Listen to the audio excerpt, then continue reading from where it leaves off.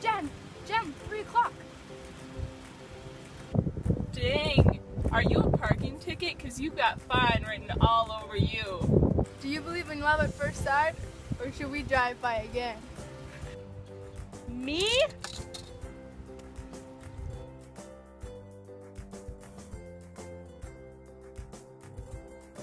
Jen, that was really weird. I know. But it kind of reminds me of She's a Man with Amanda Bynes. I've never heard of that before, but I have heard of the Twelfth Night by Shakespeare. Oh, what's that? Well, let me tell you. On April 23rd, 1564, John and Mary blessed the world with a boy named William Shakespeare in the town of Stratford-upon-Avon. Growing up, Shakespeare attended Stratford School of Grammar until the age of 15. Shakespeare never received a degree from college. William Shakespeare tied the knot with Anne Hathaway in 1582. During Anne and William's years of marriage, they produced 3 children. Although Shakespeare never went to college, he still became a well-established actor and playwright. He also became a business partner in a major acting company called Lord Chamberlain's Men, later known as King's Men. Shakespeare lived a prosperous life financially from his partnership with King's Men and with his writing and acting career. During Shakespeare's life, he produces numerous plays. The play The Twelfth Night was originally performed on February 2, 1602, during the Elizabethan era. Although Shakespeare was originally against putting it into writing, the play was first printed in 1623. The play is set in Illyria, which is located along the Adriatic coast of Italy. The theme is comedy, illusion, deception, disguises, and the extraordinary things that love can cause people to do. Love is an all-around theme portrayed through the lens held by someone else. This is considered a transvestite comedy because all the characters were played by men in Shakespeare's time. So in the play, a man would be dressed as a woman pretending to be a man. The main characters are Viola, Orsino, Olivia, and Sebastian. There is no historical connection, but there is some controversy over the title. The most popular name is The Twelfth Night, but some believe it was originally called What You Will. The Twelfth Night originates from a popular European belief that you must take your Christmas lights down on the 12th day after Christmas, or you would have bad luck for the rest of the year. It correlates to the play because there is often chaos and confusion on which day is exactly the 12th. And there is chaos in the play about determining who is who concerning Viola and Sebastian. We will be acting out Act 3, Scene 1 from William Shakespeare's The Twelfth Night.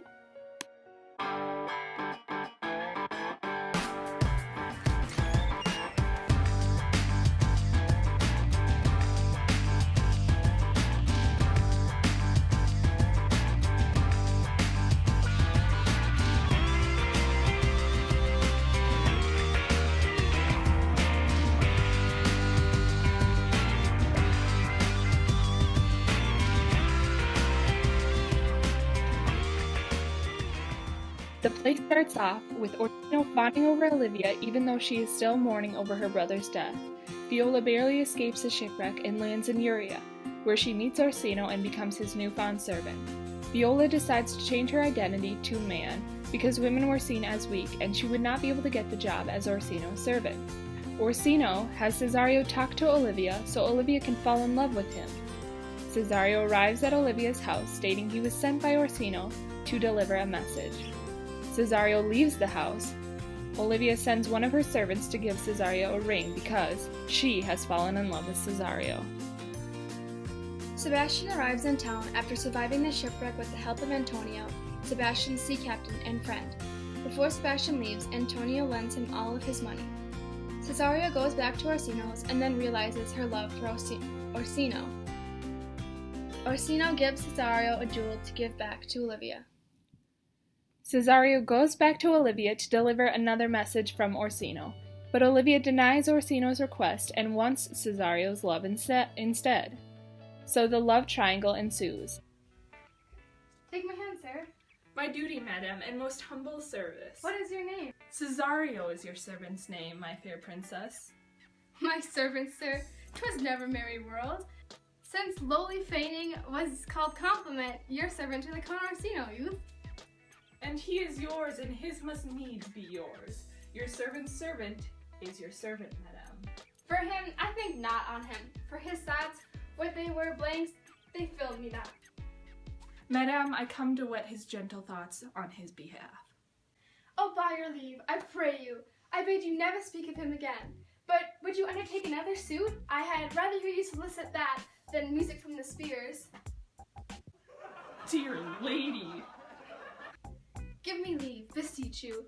I did stand after the last enchantment. You did hear a ring in chase of you.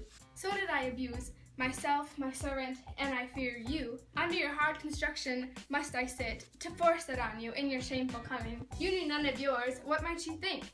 Had you not set mine honor at stake, and baited it with all the unmuzzled thoughts that tyrannous heart can think?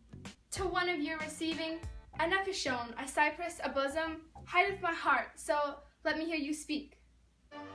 I pity you. That's it agreed to love? No, not agrees, for 'tis vulgar proof that we oft pity our enemies. Why then, methinks, 'tis time to smile again. O world, how apt the poor are to be proud. If one should be a prey, how much better to fall before the lion than the wolf. The clock unbraids me now, with the waste of time. Be not afraid, good youth, I will not have you, and yet, when wit and youth is come to harvest, you are alike to reap a good man, and there lies your way, due west. Then westward ho, grace and good disposition attend your ladyship. You'll nothing, madame, to my lord by me. Stay, I pray thee, tell me what thou thinkst of me. That you do think what you are, not what you are? If I think so, I think the same of you. Then think you right, I am not who I am. I would you were, as I would have you be. Would it be better, madame, than I am? I wish it might, for now I am your fool. Oh, what a deal of scorn looks beautiful in the anger and contempt of his lip. A murderous guilt shows, not itself more soon, than love would seem hide. Love's night is noon. Cesario, by the roses of spring, by maidenhood, honor, truth, and everything, I love thee so. That marred all thy pride, wit no reason can my passion hide. Do not exhort thy reasons from this clause, for that I woo thou, therefore hast no cause, but rather reason thus. Thus, with reason better, love sought is good, but given unsought is better. By innocence I swear, and by my mouth I have one heart, one bosom, and one truth, and that no woman has, nor never none shall mistress be of it, save I alone. And so adieu, good madame, nevermore will I my master's tears do you deplore. Yet come again, for thou perhaps mayst move that heart, which now pours to like his love. Sebastian goes to the inn called the Elephant, but Antonio must stay behind for thieving from a past war. Cesario gets into a fight with one of Olivia's suitors. Antonio breaks up the fight, and fights for Cesario, believing it was Sebastian because of how similar the twins looked. Then the police show up to arrest Antonio, and Antonio asks Cesario for his money back. Confused, Cesario denies knowing Antonio, but Cesario still gives half of his money to Antonio out of the goodness of his heart. Antonio curses at him and states that he regrets ever saving him. Cesario exclaims that she has no idea who Antonio is. The officers think he's crazy. Viola hears Antonio calling out for Sebastian and wonders if Sebastian is still alive. Sebastian is at Orsino's while arguing with the fool about how he is not Cesario and pays the fool to leave. One of Olivia's servants starts a fight with Sebastian, thinking it was Cesario. Olivia intervenes the fight and tells Sebastian that they should marry. Sebastian is ecstatic and weds right away. Sebastian is wondering where Antonio is and why Olivia wanted to marry him. Olivia tries to calm Sebastian down, and Sebastian swears to be forever faithful.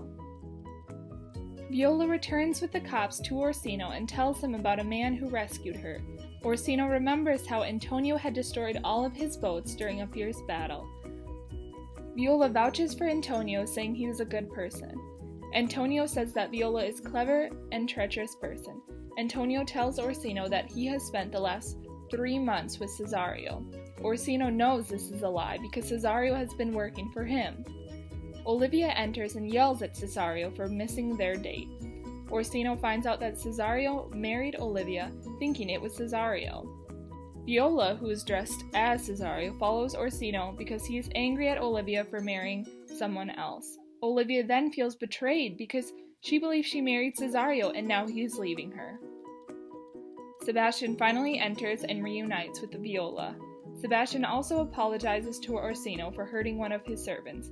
Sebastian finds Antonio and they realize the mix-up of identities. Viola and Sebastian realize they both have survived the shipwreck. Orsino realizes Viola is a woman and they get married. So, what did you think of Act 3, Scene 1? Well, it was definitely a major part of showing the audience the chaos that ensues when characters fall in love with each other. I would say that the major themes would include disguise and deception, and of course, love. When Olivia declares her love for Cesario and he gracefully denies her passions, Olivia is not aware of Cesario's real gender, and she continues to pursue him even though she is denied every single time. Only until Sebastian shows up and then he marries her. Cesario is deceiving both Orsino, his boss, and Olivia in this scene, and that's what causes a lot of confusion. I wonder what a professional would think of it. The scenes of Twelfth Night are carefully woven together in order to create tension and humor, and to prepare us, almost subconscious, given fragments of manageable information throughout the play, so that when the complex plot unfolds, we understand it by piecing together all the information given to us in previous scenes. For example, to return to Duke and Viola, the audience is aware of the fact that she is disguised as a man, so understands more than the Duke himself does as he struggles with his feelings, believing he is falling in love with a man. Did you just think of that? No, I read it off the internet. Who wrote it? Jania Grati. When? November 2002. Wow. Well, what did you think of Twelfth Night? Well, I personally loved it. I was rooting for Team Olivia, but then I realized that it wasn't possible. Poor Olivia loses her brother at the beginning, and then her potential lover too. She just can't win. Well, at least they all found love in the end. Yeah, that was a nice wrap-up. But I wonder what happened to, Antonio. Like, he was so giving and accepting of Sebastian, and then he lost all of it in the end. Do you remember Hamlet? Oh yeah, of course. Which one do you think is better? The Twelfth Night or Hamlet? I'd have to say the Twelfth Night. It was more entertaining, and it had more twists and turns in it. And of course, I liked the romantic storylines. Yeah, I really liked how complex the love triangle came to be, and how all the characters were somehow tied together in the end. It was really genius of Shakespeare to think of all the different obstacles all the couples could go through. The relationships pursued were in a way really unique and caused a lot of frustration and fighting between the characters. I'm a big fan of drama like that. Yeah, I know. Orsino with Olivia, Olivia with Cesario, Cesario with Orsino. It was a lot to keep straight. But in the end, it was a good story. You know what? We should watch the movie Seize the Man sometime, since you've never seen it. Well, why don't we just watch the original, The Twelfth Night, by William Shakespeare? It's a true classic.